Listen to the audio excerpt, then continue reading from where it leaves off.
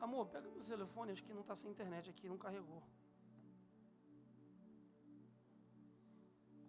Então, deixa. Obrigado. Abra sua Bíblia nessa última etapa em Mateus, capítulo 7, a partir do versículo 21. Mateus 7, a partir do 21. Que bom que caiu para mim essa série, não é? Pra você entender como é que funciona. É o pastor Alisson que coordena essa parte para a gente aqui. A parte, entre aspas, pedagógica da quinta-feira tem uma série de mensagens, se dividem os temas, não é? E aí cada pastor fica com um tema. E eu fiquei com essa última parte do Sermão do Monte. Que bom, uma parte que eu gosto muito de falar, inclusive, a partir do verso 21, para a gente ler e meditar naquilo que a gente vai ouvir aqui. A finalidade do que a gente faz aqui quinta-feira também é estudar a palavra. É uma pregação, mas no estilo mais reflexivo, para você ouvir a palavra, degustar a palavra e aplicar a palavra na sua vida. Tá bom? Vamos lá? Conseguiu? Toma aqui, meu bem. Obrigado. Deixa eu só colocar aqui.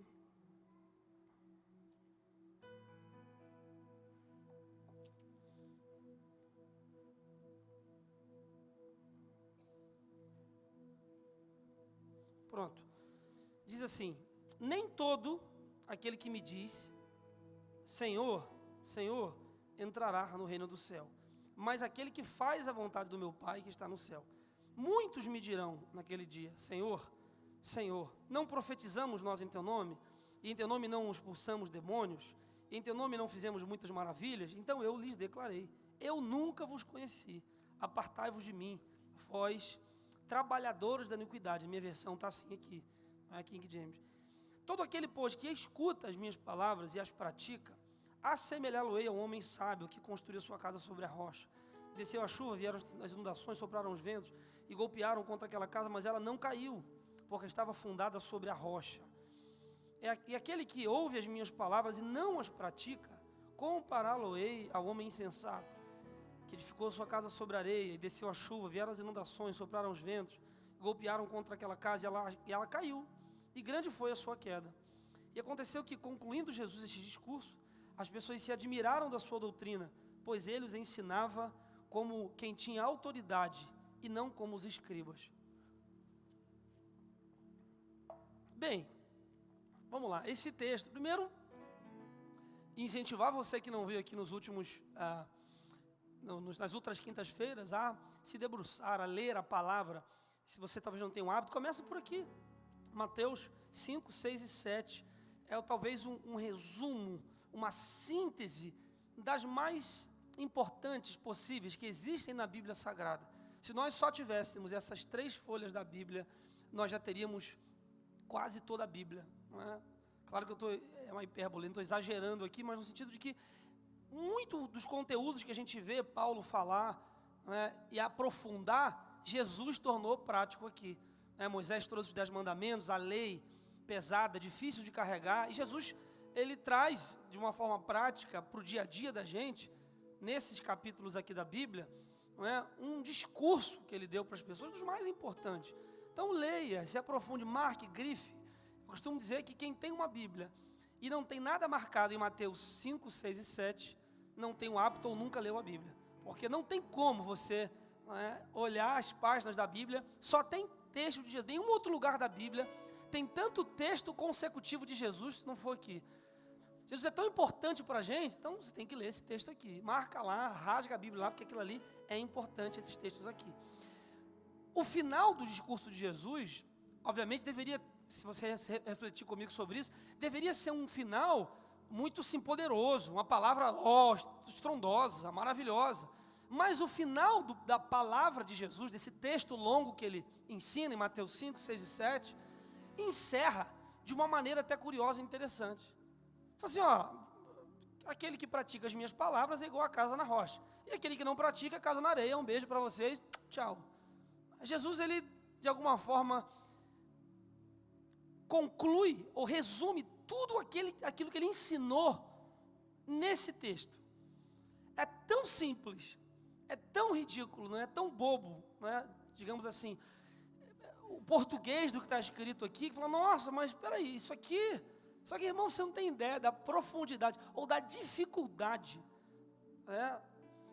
de criar um texto como esse, tão simples e ao mesmo tempo tão profundo e tão poderoso se aplicado na nossa vida. Só realmente o mestre dos mestres, só Jesus para escrever algo assim tão importante para a gente. Então imagina alguém que vai fazer um discurso. Imagina que ele não comece pelo mais importante, sempre deixa o melhor para o final. Então essa parte talvez seja a parte mais importante, não porque eu estou falando aqui obviamente, mas porque está no texto, daquilo que Jesus ensinou como mais importante do seu conteúdo bíblico. E ele começa ensinando a gente sobre esse texto pesado, que está aqui inclusive em Mateus 21, 22, 7, 21, 22 e 23, e eu queria primeiro compartilhar essa parte com vocês, para a gente entrar em si. Esse texto aqui fala sobre 2 caminhos, uma escolha, é claro, mas fala aqui também sobre o discurso, ou aquilo que a gente diz e aquilo que a gente faz. Aquilo que a gente fala, pode passar, acho que tem um outro aí, e aquilo que a gente pratica na nossa vida. Se você vê esse texto aqui, como todos os outros textos desses capítulos aqui, são textos que trazem uma comparação entre, Jesus sempre coloca entre duas coisas, tanto é que ele encerra o texto dizendo, olha, pois ele os ensinava como quem tinha autoridade, não como os escribas. Ou seja, aquilo que está errado aqui nesse texto é comparado ao escriba, aquele que só fica com a teoria, aquele que só fala, só o discurso. Mas o que Jesus ensina é comparado àquilo que ele faz, a prática de vida. Então ele começa dizendo assim, nem todo aquele que me diz, Senhor, Senhor, entrará no reino dos céus, mas aquele que faz a vontade do meu Pai que está nos céus. Aqui há também um contraponto. Aqui também há uma polarização de duas partes. O texto começa primeiro. Nem todo aquele que me diz, isso fala de discurso. Ou seja, Jesus não vai avaliar o nosso comportamento, ou nossa vida, é melhor dizer, não é construída naquilo que a gente fala. Porque o que a gente fala é muito efêmero, é muito passageiro, é muito rápido. Você muda de opinião toda hora. Mas a Bíblia diz que nem aquele que entrará no reino dos céus, mas aquele que faz a vontade do meu Pai que está nos céus. Então há um paralelo aqui entre aquele que diz e aquele que faz. Então Jesus ele separa algo muito importante, vamos parar aqui, do que a gente aprendeu até agora. Uns dizem e outros fazem. Vamos repetir? Uns dizem e outros. Quem que você faz parte? Qual grupo desse aí? Eu costumo usar essa pulseirinha aqui de um treinamento que eu fiz, diz assim, essa pulseira aqui, tem poder quem age. Eu uso isso porque às vezes, a maioria das vezes você está, o ser humano ele é procrastinador por natureza. A gente sempre quer encontrar um álibi para não fazer o que tem que ser feito. E eu acredito nessa sentença, que existe um poder na ação, existe um poder em você executar aquilo que Jesus te ensinou. Ou seja, quando Jesus fala aqui, mas aquele que faz a vontade do meu Pai, não é só fazer alguma coisa, mas fazer a vontade do meu Pai, ele fala de obediência. Então, ou seja, é aquele que fala, que diz que vai fazer, que diz que vai ajudar, que diz que vai vir, que diz que vai adorar, e outro é aquele que obedece a palavra de Deus. Então, o segredo de uma vida de sucesso está aqui, obedecer a palavra de Deus. E outro, versículo 22, ele fala assim, muitos me dirão naquele dia. A gente tem que aprender a ler a Bíblia às vezes, porque a gente lê tão rápido que algumas coisas passam desapercebidas.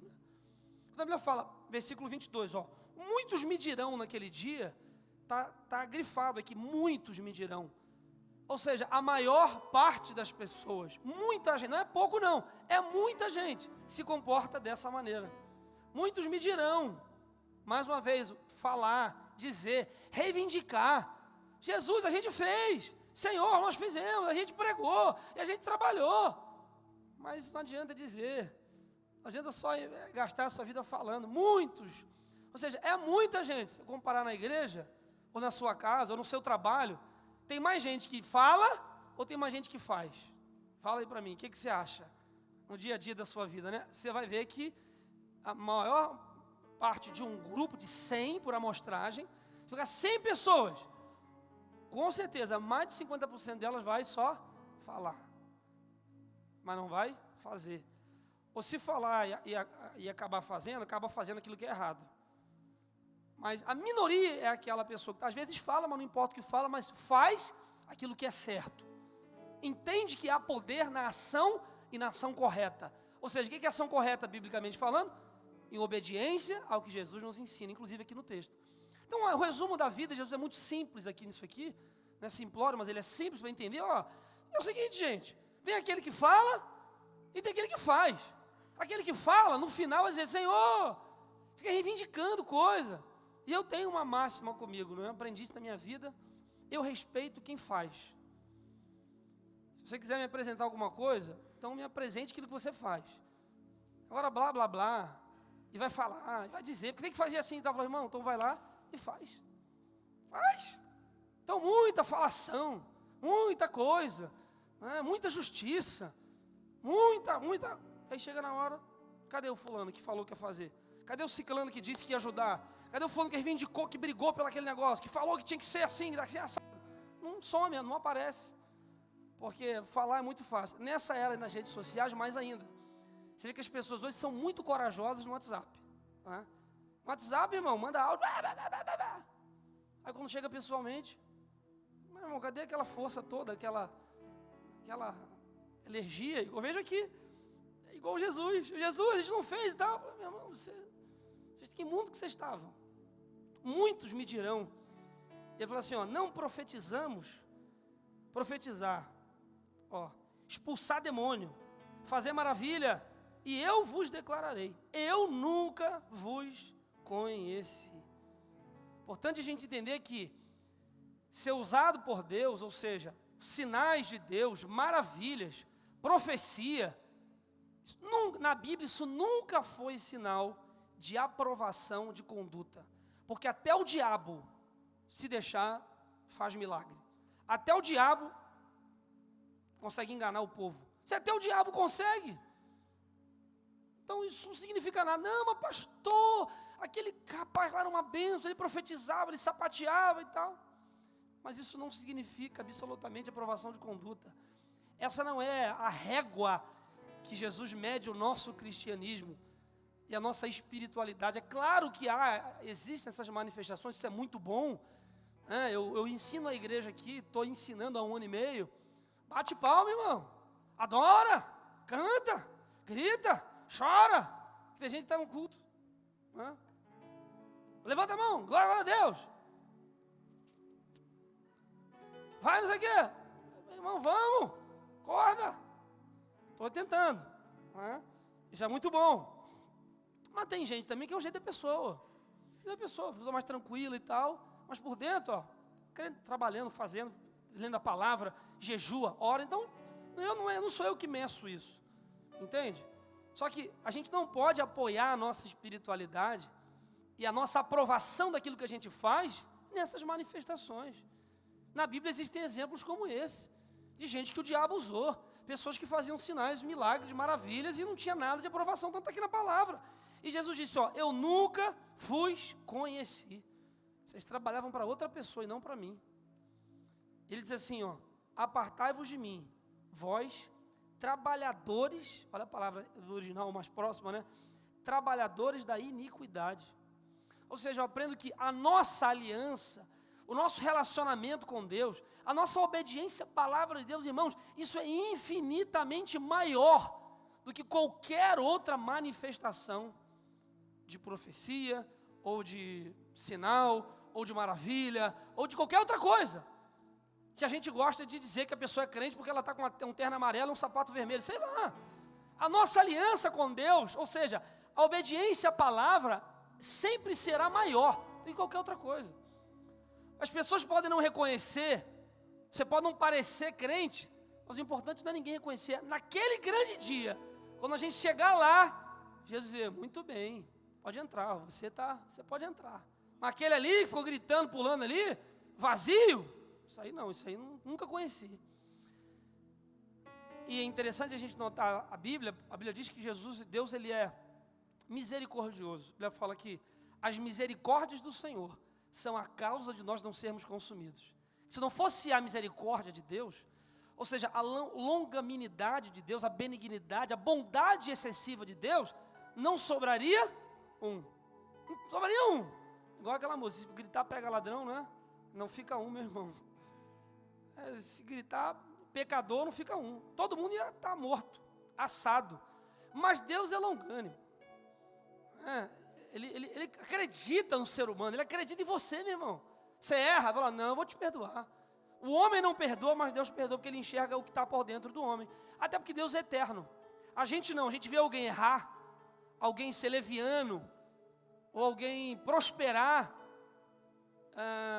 roubar, mentir, crescer, prosperar em cima disso. Como é que a gente fica? Com raiva. Por quê? Para a gente é injustiça, né? Isso é injusto, Senhor. Aquele homem lá, já comprou o carro dele, comprou a casa dele, não serve a Deus, xinga, e tal. A gente fica brigando com Deus, como se Deus fosse apressado, ou nervoso, igual a gente é. Pela gente, errou, corrige na hora, resolve logo. Só que você tem que dizer, nós estamos presos ao tempo, Deus não. Deus, ele é eterno. E a eternidade pressupõe o que a Bíblia mesmo diz, um dia como 1000 anos e 1000 anos como um dia. Então, na cabeça do Senhor, a sentença, ou a justiça de Deus, Deus é amor, mas é justiça, para aquela pessoa, na cabeça de Deus já está visível, ele já está vendo o dia da justiça, só que você não está vendo. Então o salmista mesmo fala muitas vezes, Senhor, como é que pode, eu não estou conseguindo entender, o ímpio está prosperando e eu não, aí ele mesmo pergunta e mesmo responde, não, mas eu sei, o justo, ele vai crescer, ele vai vencer, o ímpio vai murchar como a erva, como diz a palavra. Então, pode demorar, pode não ser no tempo que a gente quer, mas pode ter certeza, irmão, a justiça de Deus será feita. Um dia, todos nós, pobres e ricos, pretos e brancos, não importa a conta bancária, vai chegar diante do papai. E o papai vai dizer, muito bem. Ou vai dizer, nunca conheci, não sei nem quem você é. Você profetizou e por tua conta. Você fez milagre aí, isso é por tua conta. Eu não te conheci não, pode passar para lá. Agora você que obedeceu, você que foi fiel, você pode entrar. Está na palavra. Então, a gente tem que entender o que está aqui na Bíblia. Muitos me dirão, ele disse, eu nunca vos conheci. Apartai-vos de vós de mim, vós trabalhadores de iniquidade. Imagina naquele tempo os discípulos ouvindo aquilo ali. Eles estavam pensando, nossa, caramba, que coisa, não é? Se você comparar isso aos ensinamentos dos fariseus e tudo aquilo que os escribas ensinavam, isso de alguma forma chocava com eles, porque eles adoravam mostrar aquilo que eles faziam, não é? Oravam em voz alta e exorcizava demônio, aquela coisa toda. Isso para as pessoas era, oh meu Deus, objeto de poder. Quando Jesus fala isso combate os ensinamentos que aqueles caras tinham. Isso parece simples, mas é uma bomba para aquele tempo. Então Jesus ele fala sobre um outro ponto, sobre os dois caminhos, não é? E uma escolha, os dois construtores. Diz assim, todo aquele, pois, que escuta as minhas palavras e as pratica, assemelhá-lo-ei ao homem sábio, que construiu a sua casa sobre a rocha e tal, e toda aquela coisa que você já sabe. Pode colocar isso, em uma escolha.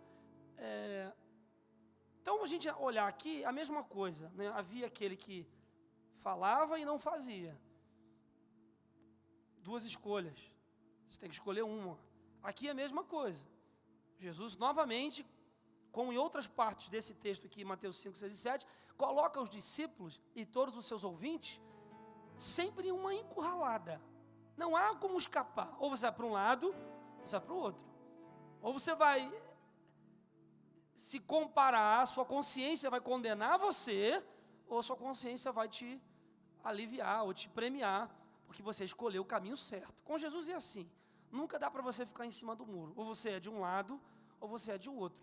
Porque, como dizem, o muro pertence ao inimigo. Então, ficar em cima do muro nunca é uma boa escolha. Jesus nunca deu, ou nunca deu um álibi, ou de alguma forma deixou nas entrelinhas. Ele sempre foi categórico em dizer, é a luz e as trevas. Ou você vai servir a Deus, ou vai servir a Mamon. Ou você vai pelo caminho estreito, ou o caminho largo. Ou você vai edificar a sua casa sobre a areia ou sobre a rocha. Resta saber o que a gente quer fazer.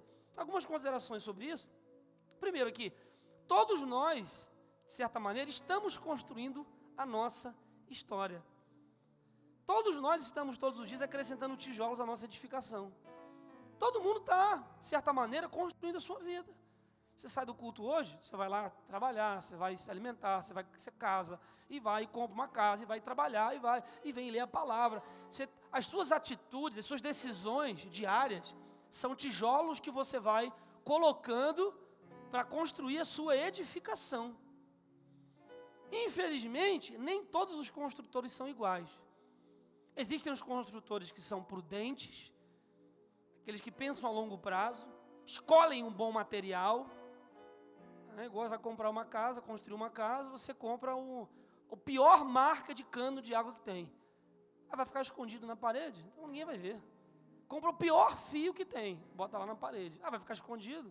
Aí dá algum tempo, o que acontece?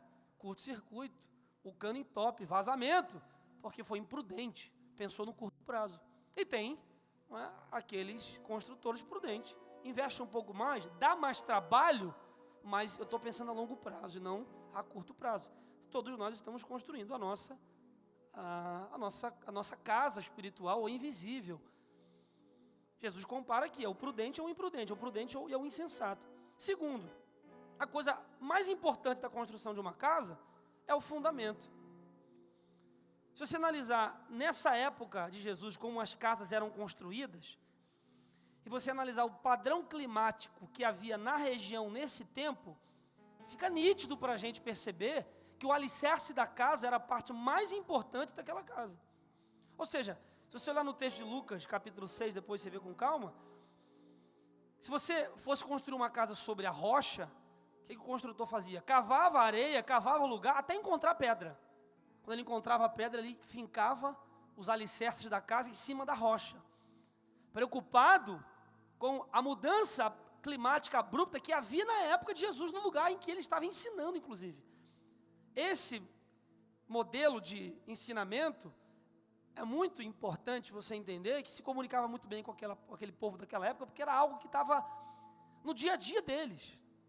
No dia a dia deles, era falar como se Jesus estivesse pregando para a gente aqui, e falar de algo que fosse do nosso cotidiano, falar do WhatsApp, falar das eleições, falar do jogo do Brasil. Ele usava elementos do dia a dia para ensinar ou transmitir um conteúdo muito profundo. Falou, você pode se comparar a esse cara que onde vai escolher para construir a casa, ele não está preocupado só com o momento presente, mas ele, de alguma forma, essa pessoa ela percebe que existem mudanças climáticas que vão acontecer. Existem intempéries, tempestades que vão chegar, então eu vou procurar um melhor lugar para fincar a estrutura da minha casa, porque na hora que vir a tempestade, a casa não vai cair. Ou aquele tipo de gente que constrói a casa, que é insensato, edifica a casa na areia árida, solta, porque a pessoa insensata, o construtor insensato, não considera as mudanças climáticas. Ele está só preocupado com o dia de hoje, com o sol brilhando, com um dia muito bonito. Então as suas ações são pautadas no agora, no que ele tem hoje, e não no que pode vir a acontecer, problemas que podem acontecer com o passar dos anos, com a idade da casa, com a idade do dono da casa e com as coisas que a vida vão aparentando, enfim, para a gente, apresentando para a gente. Tem uma imagem aí, pode colocar, por favor, de uma construção que eu separei, que aconteceu isso em Fortaleza, ó, tá vendo? Morreram algumas pessoas, 7 vítimas morreram. 9 morreram. O prédio estava em situação irregular. Aí quando foram fazer a análise, a perícia desse prédio, constataram que as colunas, acho que próximo da praia, as colunas que sustentavam o prédio, os ferros da coluna já estavam meio que para fora, quebrou o concreto e já tinha ponto de ferrugem. E aí os moradores que sobreviveram falaram, olha, a gente sabia que estava ruim, mas ninguém ligou, ninguém se preocupou, era só mais uma coluna, era só mais um ferro aparecendo. O pessoal nunca imaginou que fosse acontecer isso. Mas isso é típico de uma pessoa insensata. Você sabe do que está ruim, sabe do que está errado e não conserta. Empurra com a barriga, como a gente fala no Rio, né? Deixa para depois. Depois eu vejo. Sabe quando chega o dia de ver? Depois eu vejo. E aí o problema vai aumentando, a doença vai aumentando. Aí entra uma dor na barriga, daqui a pouco está nas costas. Quando vai ver, o troço já está evoluído. O casamento é uma bobeirinha, uma briga e tal. Daqui a pouco já está dormindo em cama separada e acha que vai resolver. A dívida está aumentando, e o cartão de crédito está comendo, e aí a vida vai passando. Não é nada demais. Típico de pessoas insensatas, imprudentes. O prudente é aquele que antevê o problema. O imprudente não está preocupado com o que vai acontecer, ele está preocupado em viver a vida agora. Então a nossa vida é uma construção. Se a gente não se preocupar, como diz Jesus aqui, ou a gente não analisar aquilo que Jesus nos ensina, não praticar o que Ele nos ensina, é isso que acontece. Eu lido com isso toda semana. Eu entro aqui na sala para conversar com pessoas, com casais, e a primeira coisa que eu falo, lê essa frase aqui, está escrito lá, a hora de consertar o telhado é quando não está chovendo. Porque depois que começa a chover, não tem jeito mais. É isso aí, é igual na igreja aqui. Não começa a chover, irmão, é goteira, tem até uma mancha ali do lado, ali, lá em cima, eu estou com a cabeça já, estou virando mestre de obra. Esse dia eu orei hoje, falei, Senhor, eu sou pastor, eu sou pedreiro, porque eu estou mais como engenheiro aqui na igreja do que como pastor. Olha a goteira, fulano, a goteira, olha peito da parede. Olha ali a goteira, choveu, fulano, no telhado. Eu vivo no meu dia a dia isso. A gente constrói um prédio desse, não se preocupa em... Aí depois você passa a vida inteira remendando o buraco, porque não fez o que era certo. Então, irmão, em nome de Jesus, aprenda isso de uma vez por todas. O que está? Faça uma lista. A Marisa ensinando para a mulherada aqui. Uma lista com o que está errado na sua vida. Vai, bota. Número 1, vou cortar o quê? Isso aqui está errado, eu vou mudar. Número 2, vou mudar isso aqui também. Número 3, e vai resolvendo. Porque senão, perigoso. Então, vamos lá. Primeiro, edificar a casa sobre areia. Significa uma vida sem fundamento, sem base. Olha o que Jesus diz, está no próprio texto. Ele fala assim, ó.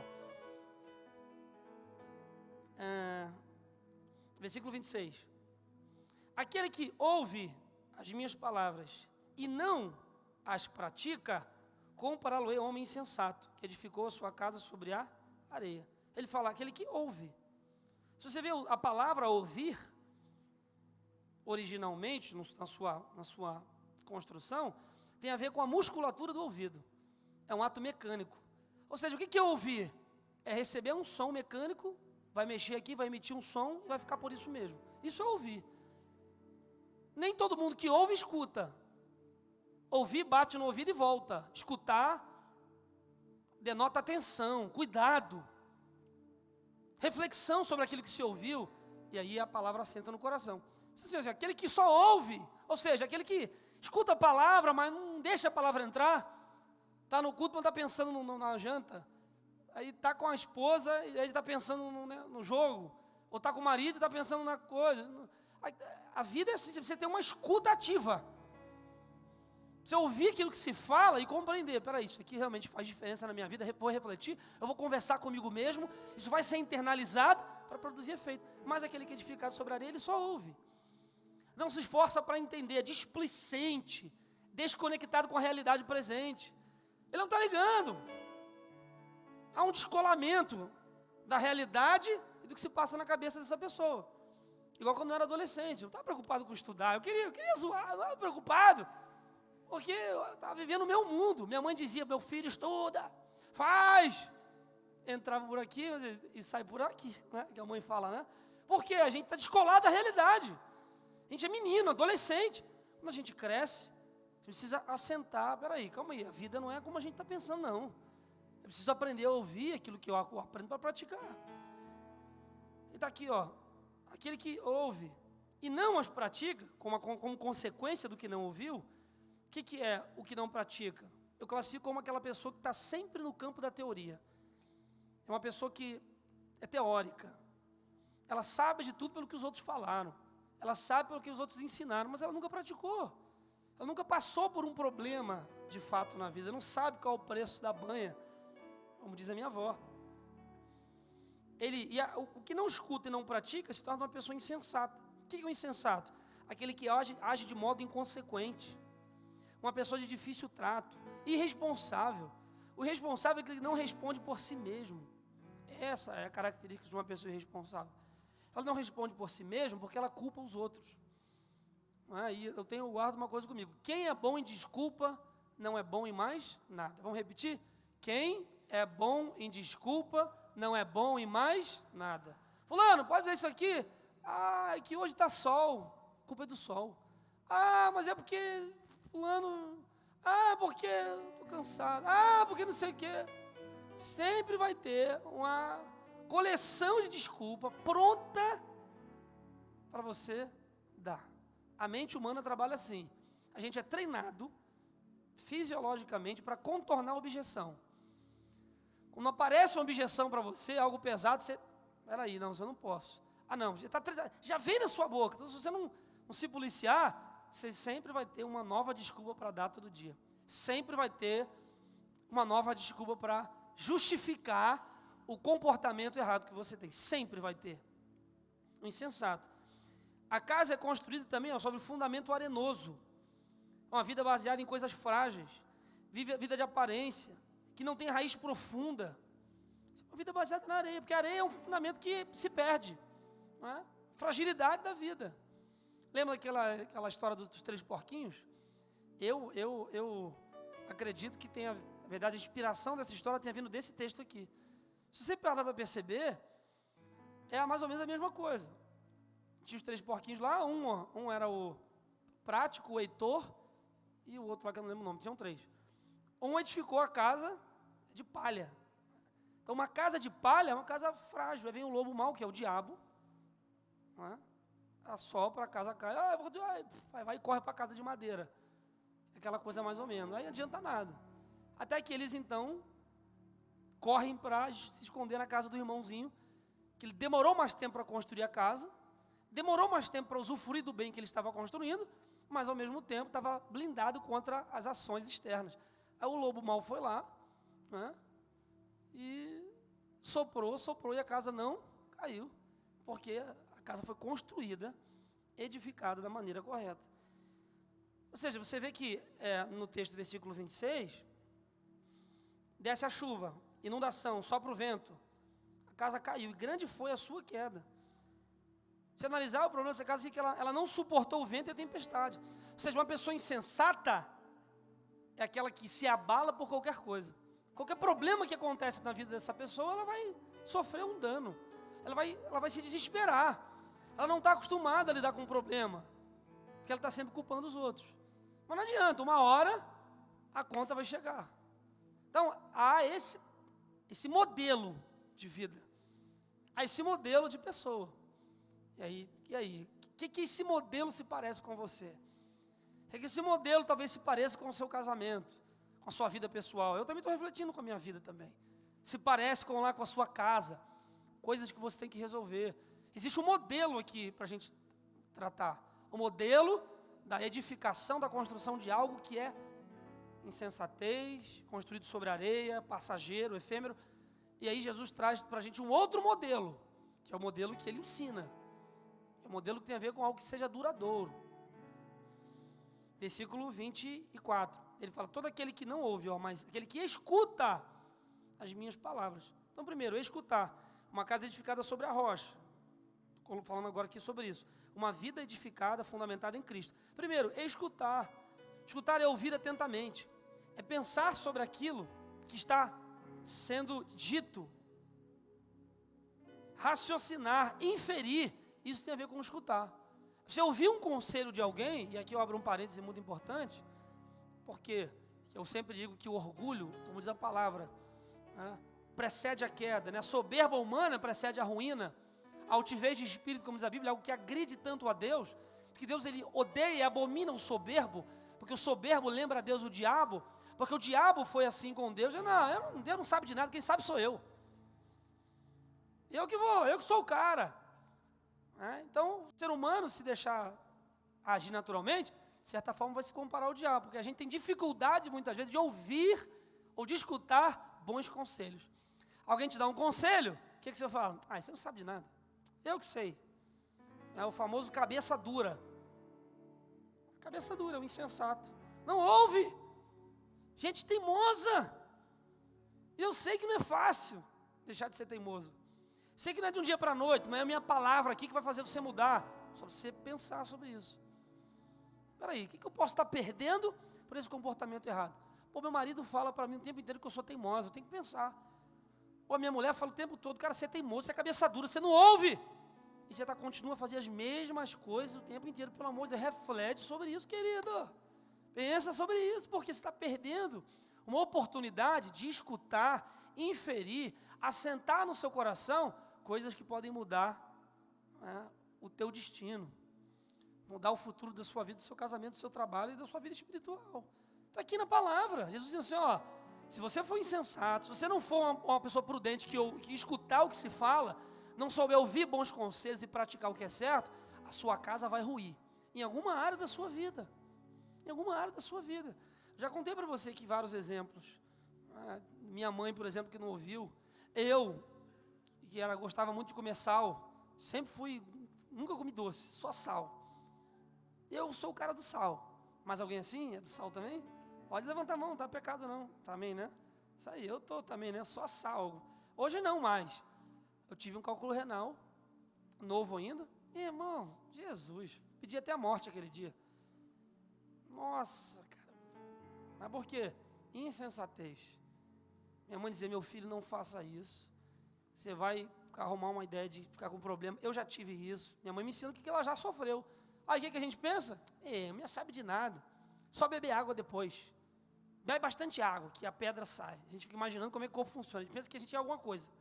Né? Mas não é. Aí tem uma manchinha. Não, uma manchinha na pele. Uma manchinha, um negócio na pele. Fulano, leva no médico. Vai ver essa mancha aí. Isso é uma mancha. É uma mancha. Passa uma pomada. Passa um óleo de arnica. Né? Passa não sei o quê. E tá a mancha lá, olha a mancha. Vai ver isso aí, olha aí. Vai lá. Quase você dá um cinto para bater. Aí não vai, aí depois chega no médico, ó. Um troço maligno, um troço aí. Por quê?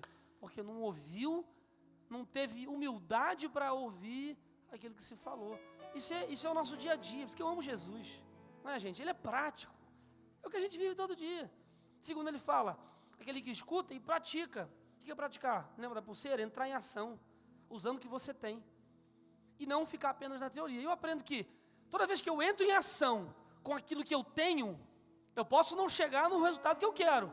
Mas toda vez que eu pratico, eu fico cada vez melhor. Toda vez que eu ajo, eu me torno ainda melhor. É igual aquela pessoa que quer aprender a fazer comida e nunca vai para fogo. Existe isso? Não. Bolo de chocolate. Vê a receita lá, primeira vez que você faz, horrível. Bolo ruim, pedaço de coisa. Né? Culinária aqui, Vitória que sabe. Fica ruim. Aí você faz de novo, de novo. Quanto mais você faz, melhor você fica. É hora de voo. Tem que ter pelo menos 1000 horas de voo em qualquer coisa. Pra você começar a ficar bom, igual música. Vai tocar violão a primeira vez. Fala, isso é péssimo, não sabe nada. O cara da teoria fala isso, né? Isso é ruim, nunca vai tocar. Aí o outro, não é da teoria, mas está na prática lá. Gostei, mas vai. Aí pega no YouTube, vai aprendendo daqui a pouco. De tanto ele praticar, de tanto ele agir, ele parou de errar e passou a acertar. Enquanto o outro ainda está lá no vídeo do YouTube, na teoria. Porque ele não quer errar. Irmão, aprende. Só acerta quem errar muitas vezes. Você nunca vai errar. Nunca vai acertar mais do que você vai errar. Nunca. Você sempre vai errar mais do que você vai acertar. Só que você tem medo de errar. Então, medo de perder tira a vontade de ganhar. Tem gente que não age porque tem medo de perder. E outros que agem pela vontade que tem de vencer. Então a vontade de vencer tem que ser sempre maior do que você tem de errar, de ter medo de alguma coisa. Jesus está ensinando isso aqui. Aquele que pratica as minhas palavras. Eu não sei pregar, mas eu vou falar de Jesus, eu vou lá no vizinho, eu vou fazer, eu vou tentar, eu vou entrar em ação. Terceiro lugar, o prudente, ó. Ele diz aqui, prudente, aquele que age antecipadamente, que é autorresponsável. Olha Provérbios 9, o temor do Senhor é o princípio de sabedoria, o conhecimento do santo é a prudência. O temor do Senhor é o princípio do conhecimento. Os loucos desprezam a sabedoria e a instrução ao insensato. O tolo, a sabedoria é a coisa principal, adquire, pois, a sabedoria, emprega tudo que possui na aquisição de entendimento. Ou seja, Salomão, o homem mais inteligente do mundo, pôde pedir o que quisesse. Muita gente ia pedir dinheiro, ele pediu sabedoria. Ele defende essa tese aqui, dizendo, ó, busque a sabedoria, não seja tolo, busque entendimento. A casa é edificada sobre um fundamento rochoso. O fundamento você não vê, mas é o que sustenta toda a construção. Talvez se você empurrar alguma parede aqui, ou chutar, vai quebrar. Ó, tá vendo ali, ó, ali atrás, ali, aquilo é uma coluna, ó. Aquilo é uma coluna. Aquilo ali também, tem várias colunas aqui. Pode cair tudo, a coluna não vai mexer. Você pode empurrar o que você quiser ali, não vai mexer e não vai cair. Por quê? Porque aquela coluna está firmada num fundamento de concreto que está aqui embaixo. E é isso que sustenta esse prédio aqui. Então, aquilo é que tem que estar na tua vida, alguma coisa que seja firme, sólido, que não se movimente com as intempéries da vida. Não é algo aparente, demanda energia, gasta tempo para construir, mas não se movimenta depois que está construído. E a Bíblia compara a rocha da nossa salvação a Jesus. A Bíblia diz que Ele é a rocha da nossa salvação. Olha o que diz 1 Coríntios 3, 9. Pois nós somos cooperadores de Deus. Vocês são edifício de Deus, conforme a graça de Deus que me foi concedida. Eu, como sábio construtor, olha Paulo falando, lancei o alicerce, e outro que está construindo sobre ele. Contudo, veja cada um como constrói. Paulo dizendo, ó, porque ninguém pode colocar outro alicerce, além do que está posto, que é Jesus Cristo. Se alguém constrói sobre esse alicerce, usando ouro, prata e pedras preciosas, madeira, palha, sua obra será mostrada, porque o dia atrará a luz, pois será revelado pelo fogo, que provará a qualidade da obra. Se alguém construiu permanecer, esse receberá recompensa. Se alguém construiu se queimar, esse sofrerá prejuízo, contudo será salvo como alguém que escapa através do fogo. Ou seja, ele está fazendo uma comparação também com a construção, dizendo que Jesus é a base, o alicerce principal da nossa vida. E assim como Jesus, as nossas obras também precisam estar sendo construídas em Jesus. Porque se elas forem construídas em cima da areia, daquilo que é efêmero, passageiro, no dia que a gente for provado pelo fogo, a madeira vai queimar, a palha vai queimar, tudo queima. Mas aquele que está construído em Jesus, esse está firme, esse não passa, esse vence as adversidades da vida. A casa sobre a rocha suporta a tempestade e não cai. Salmo 62 diz assim, só Ele é a minha rocha, a minha salvação, a minha defesa, não serei abalado. Outra coisa desse texto para você entender é que a tempestade que quando chega nas duas casas, primeiro, a tempestade chega para todo mundo. O dia mau chega para todo mundo, irrestritamente. Todos nós estamos enfrentando, ou tenho que lhe dizer, ou iremos enfrentar, cedo ou tarde, tempestades de diversos níveis. Forte, fraca, média, terrível. Né? Existe mar. Eu trabalhei embarcado 1 ano, então eu aprendi alguma coisa. Né? Níveis de mar. Eu lembro que o mar 5 era o pior. Quando o navio gritava, ó, mar 5, já era. Pode segurar que o navio vai quase cair. Que vem a onda, bate o vento, depende da hora. Eu não sei qual tipo de mar que você, qual a categoria da tempestade que você vai viver, tá vendo? Mas vai viver.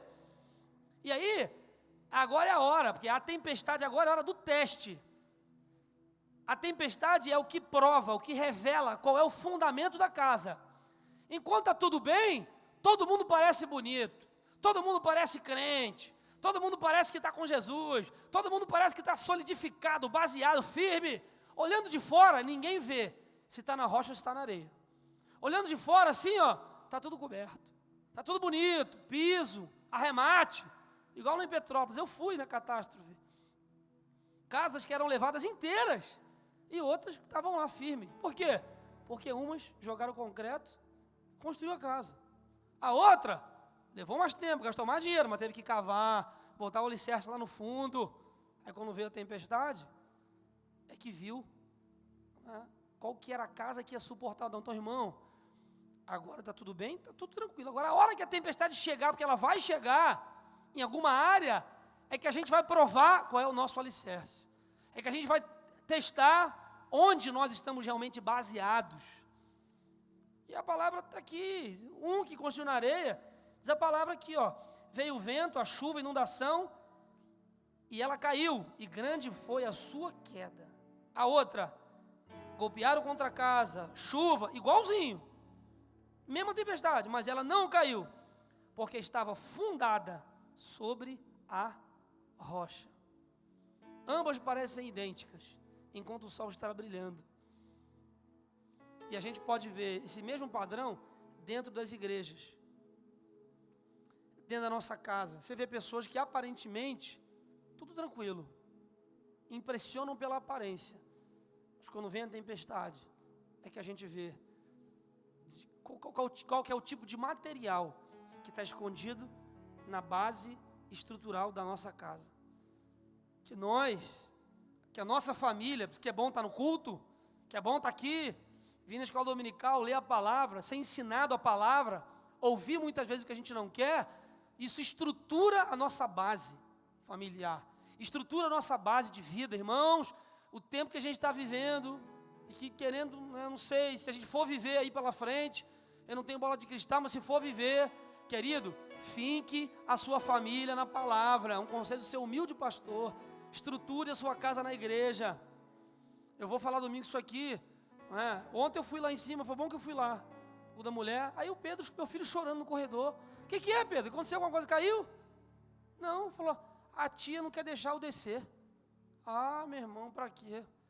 Quase que eu peguei ele, falei, você não vai descer, você tem que obedecer, eu não quero você lá embaixo, você tem que obedecer a professora, vai ficar na sala, pode entrar.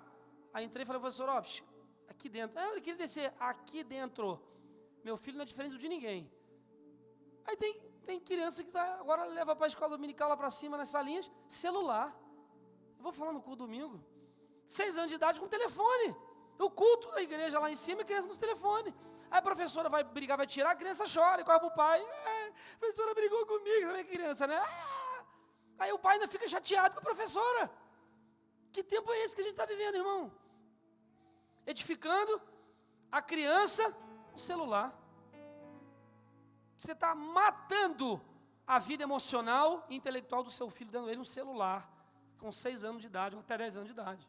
Rebeca pede, falei, com 10 anos de idade, vou te dar um telefone tijolão. Recebe ligação, querida. Ligação. E olhe lá. Você merecer. Entendeu? Querido, não tem como negociar. Ou é areia, ou é rocha. Então a gente que é pai, tem que tomar cuidado. Ensinar o filho na igreja, a vir para a igreja. A estar presente, a estar junto, ensinando, educando.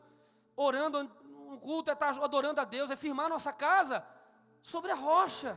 Porque, quando a tempestade chegar, a nuvem vai ficando negra, aí, meu amigo, vou falar uma coisa para você, ninguém controla a tempestade. Só para quando acaba a chuva. Lá em Petrópolis que eu fui, eu vi aquele troço e me assustei. Eu estava andando por cima das casas, tinha terra em cima, eu estava andando no telhado das casas.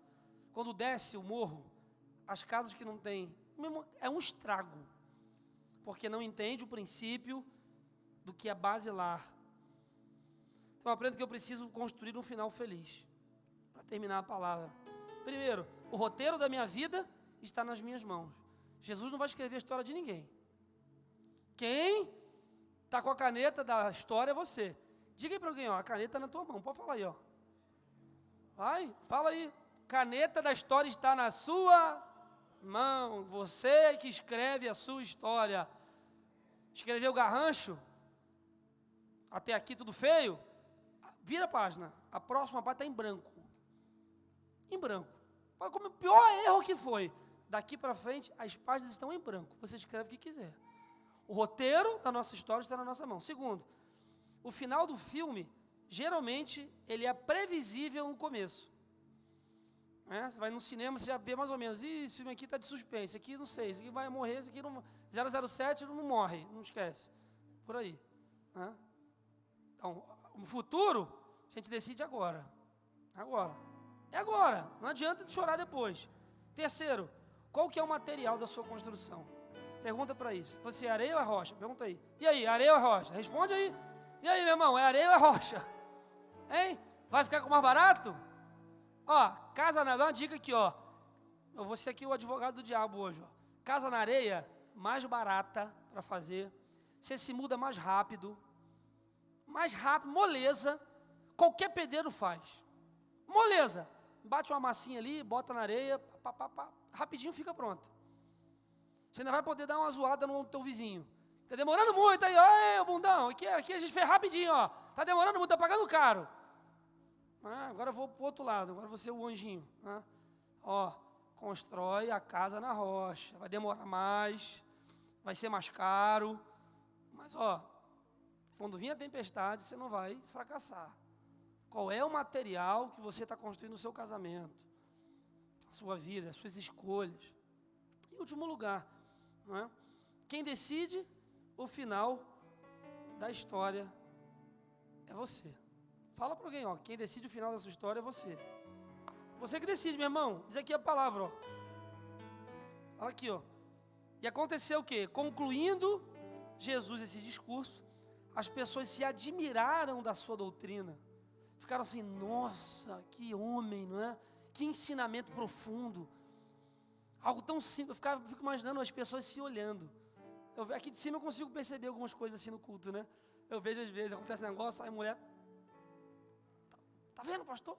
Aí eu vou e viro. Aí eu falo, o homem, aí agora você também, tá vendo? Não falei. Eu vi mais Jesus falando isso aqui. E o pessoal, ih, rapaz, tua casa é aquela ali, dá areia, Eu te avisei. Te falei pra você não fazer isso. Você quer pão duro? Aí, agora aí, vai lá, Jesus te ensinou, Eles se admiraram da sua doutrina, pois ele os ensinava com autoridade e não como os escribas. Eu comparo os escribas, sabe o que aqui? Eu vou parafrasear. Porque eles ensinavam como, como os pastores, como os construtores, como os antigos, como os fundamentalistas. O que é fundamentalista? Que preservam o seu fundamento. Ensinavam como aqueles que eram retrógrados e não como o Google. Hoje teria sido assim. Porque hoje, querido, qualquer pessoa é mais inteligente do mundo. Como fritar um ovo? Siri, como fritar um ovo? Ela vai te ensinar. Siri, como tocar teclado? Ela vai te ensinar. Siri, como fazer sexo? A Siri vai te falar como é que faz. Bota o teste. Siri, como subir a parede? Se você perguntar como é que se suicida, até no Google tem. Tudo que é porcaria está lá. Agora, entre aquilo que ele ensina e você fazer, há uma diferença estratosférica, monumental. E as pessoas, por ter acesso a um conhecimento rápido, uma informação, melhor dizendo, rápida, elas têm a ideia de que elas sabem tudo.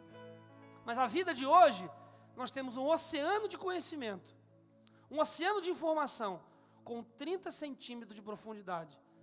As pessoas têm acesso a muita coisa, mas efetivamente não sabem nada. Aí, um monte de casamento fracassando, pessoas que estão se frustrando, vidas, gente que não arruma emprego. Por quê? Porque tá aí, o Google sabe, o Google ensina. Vai fazer a tese de mestrado agora da faculdade, bota no Google um tema que fica lá, o download lá. Pessoas que estão construindo a sua casa sobre areia, querido, procurando um evangelho fácil, um evangelho soft, light. Eu vou para uma igreja onde só prega aquilo que eu gosto, só fala daquilo que eu quero viver. E você encontra gente que não está preocupado com o ativismo gay, gente que não fala de pecado. Tá um monte aí para você procurar. Irmãos, edifique a sua casa, a sua vida, a sua família sobre a rocha que é Jesus. Ele é a nossa rocha, Ele é a nossa torre forte, o nosso escudo. Fica de pé, vamos terminar o nosso culto, vamos orar. Vamos orar. Fala aí para alguém de novo aí, chacoalha alguém aí,